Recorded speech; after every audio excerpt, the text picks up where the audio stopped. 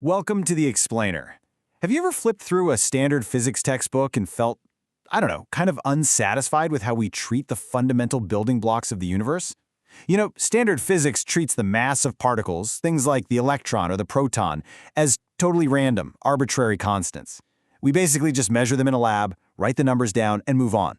But what if those numbers aren't random at all? Today we're exploring Lagos field theory, or LFT. This framework completely flips the script. It reveals that particle mass isn't some cosmic accident, but actually the calculable result of geometric data compression. Okay, let's dive into this. Here's our roadmap for the Explainer today. 1. The mass mystery solved. 2. The universal geometric baseline. 3. Compressing the electron. 4. Building the heavier proton. And finally, 5. Arithmetic matches experimental reality. We're going to bridge that gap from abstract math straight into the physical reality of the particles you and I are actually made of. Section 1. The mass mystery solved. So here's the fundamental problem. Like I mentioned, we usually just measure the weight of an electron, shrug our shoulders, and accept it as a universal given. But Lagos field theory acts sort of like a software translation manual. It maps the transition from pure arithmetic, specifically looking at Riemann zeros, all the way up to our macroscopic space-time. It basically shows how the physical universe functions as this massive rendering engine. It's literally taking raw mathematical data and outputting physical mass. But to understand exactly how this rendering engine works, we have to figure out its starting parameters first. Which brings us to Section 2, the universal geometric baseline. Before we can even think about building complex particles, we absolutely have to understand the blank canvas of this rendering engine. We need to establish our baseline of 1. To do that, we have to look at the Adelic voxel. Now, you can think of the Adelic voxel as the absolute microscopic starting point of the universe's code. It's the foundational geometric building block of spacetime itself, and crucially, it possesses a fundamental geometric drag. It's this exact drag, this built-in resistance within the voxel, that actually anchors the extraction of physical mass in our universe. And that brings us to a very specific and honestly super important number, 0.00317316. This value, known as R rho 1, represents the exact geometric drag of a single Adelic voxel. Mathematically speaking, it's the isolated double pole residue anchored right at the very first Riemann zero. You can think of this as the high-energy freeze-out boundary of the universe. This specific number is the foundational mathematical anchor for literally everything we're about to build today. Right, so what does this number actually mean for mass? Well, it establishes the relationship between that baseline resistance and the Planck mass. The Planck mass represents the ultimate boundary scale of a single Adelic voxel. Because it's the pristine, entirely uncompressed state of the voxel, it acts as our universal denominator. It's the system's baseline unity, or just 1. From this highly energetic Planck boundary, we're going to derive all the other particle masses through data compression. Let's move to Section 3 and see how this builds. Compressing the electron. So how does the universe actually create a stable electron from that chaotic, high-energy Planck state?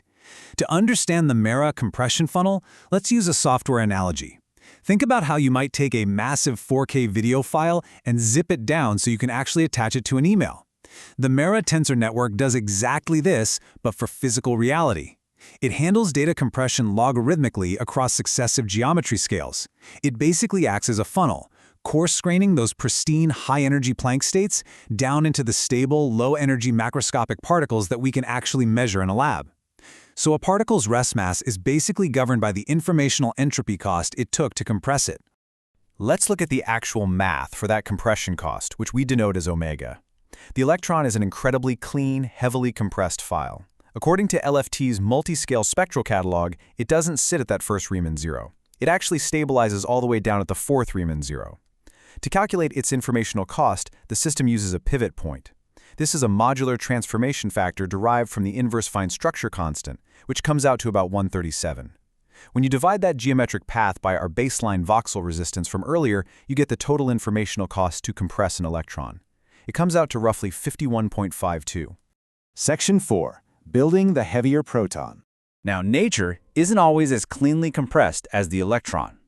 When we transition from leptonic structures over to hadronic structures, like the proton, the architecture completely changes. The electron is a clean, isolated projection. But the proton? It's a multi-body, topological soliton. The absolutely crucial difference here is the MERA anchor point. The proton's mirror tree actually stops course grading at an earlier, higher energy layer, the third Riemann zero, instead of the fourth. Because it stops compressing earlier, its informational cost is slightly lower, sitting around 50.96. So it's essentially a chunky data file. It retains way more of the vacuum's original geometric tension, which is exactly what makes it so much heavier than the electron. To calculate this precisely, the proton formula requires a brand new geometric factor. Since the proton is made of 3 valence quarks that carry color charge, they simply can't exist as isolated pixels. The MERA network actually has to wrap them in a 3D topological bag. This requires a volumetric bound, which is a precise topological factor of 2/3. This basically represents the projection of 3 spatial color degrees of freedom mapping down onto a 2-dimensional holographic screen. And, this leads to a truly incredible realization about physical reality. Did you know that the physical weight of a proton isn't mostly physical stuff at all? It's true. Less than 1% of the proton's mass actually comes from the rest mass of its quarks. The other 99% is generated by the chiral condensate. That means almost all of the proton's mass is actually the intense kinetic energy of virtual gluons and C-quarks breaking chiral symmetry right inside that topological bag. Pretty wild, right? Section 5. Arithmetic matches experimental reality. Okay, so we've got all these theoretical informational entropy costs, but does this actually work in the real world? Let's do a direct comparison. If we take the pure, parameter-free arithmetic for the electron derived directly from the Logos field theory pipeline and compare it to the CODA accepted measurements, the actual physical laboratory reality, what happens? Well, by applying that informational entropy cost of roughly 51.52 into our exponential formula, the calculated mass ratio of the electron to the Planck mass outputs exactly at 4.185 times 10 to the power of negative 23. This flawlessly matches the ratio derived from experimental, real-world physical data. The electron isn't some random accident. It's literally a harmonic reflection of background geometry. And we see the exact same flawless match for the proton. We take that chunkier, heavier proton, anchored at the third Riemann zero, bundled with its 2/3 volumetric bound. We plug it into the parameter-free equation, and it yields a mass ratio of 7.683 times 10 to the power of negative 23. Now compare that to the laboratory-measured CODA ratio, which is 7.685 times 10 to the power of negative 23. It's an exact structural match. Again, there are no arbitrary inputs here. Just pure math mapping flawlessly to physical reality. So, you might be wondering, how do we actually experience this raw, discrete math as a continuous physical world? Well, at the highest resolution, the universe is built on non-commutative spacetime, fuzzy, discrete coordinate pixels. But we don't measure fuzzy pixels when we do an experiment. We measure smooth, continuous classical fields. Enter the Seiberg-Witten map. It acts as the final translation step, expanding those non-commutative quantum fluctuations into smooth derivatives.